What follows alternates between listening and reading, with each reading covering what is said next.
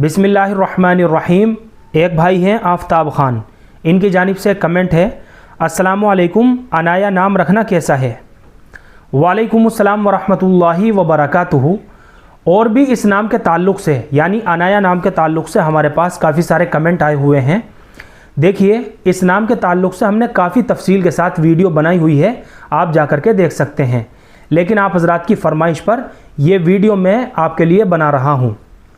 देखिए, इसका जो सही तलफ़ुज़ है ना, वो आइन के साथ है और आइन के नीचे ज़ेर के साथ है इनाया।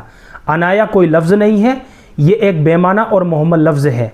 सही तलफ़ुज़ जो है ना इसका, वो इनाया है, यानी आइन के नीचे ज़ेर के साथ। सबसे पहले आइन है, उसके बाद नून है, उसके बाद अलिफ़ है, उसके बाद या है और आखिर में हा साकिन है, छोटा हा। इनाया ये अरबी ज़ुबान का लफ्ज़ है और अरबी ज़ुबान में इनाया के माना आते हैं लुत्फ़ व करम, मेहरबानी, तवज्जो, इल्तिफ़ात, तोहफ़ा और अतिया और गिफ्ट। ये जितने भी मानी है ना, ये सब इनाया नाम के मानी हैं। तो इसका सही तलफ़ुज़ जो है ना, वो इनाया है, अनाया कोई लफ्ज़ नहीं है। इसलिए मेरा मशवरा आपके लिए यही है कि आप अपनी बच्ची का नाम अनाया के बजाय इनाया करके रखें, आइन के नीचे ज़ेर के साथ। इसके माना भी काफ़ी खूबसूरत हैं और ये लड़कियों के लिए माना के अतबार से बहुत प्यारा नाम है, बहुत खूबसूरत नाम है और इस्लामी नाम है। तो आप इनाया करके अपनी बच्ची का नाम रख सकते हैं। फ़क़त वल्लाहु आलम।